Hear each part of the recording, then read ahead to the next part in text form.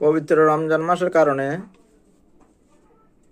School 1 মাসের জন্য পুরো রমজান মাস জুড়ে বন্ধ ঘোষণা করেছিল।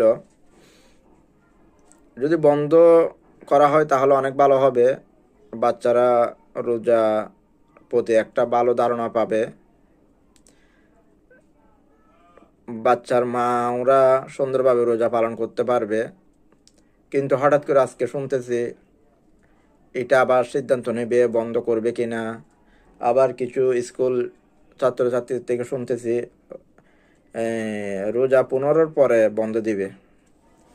আসলে এত তালবাহানা করার তো কোনো কারণ নাই। 1 মাস বন্ধ দিলে লেখাপড়ার তেমন ক্ষতি হবে না। আশা করি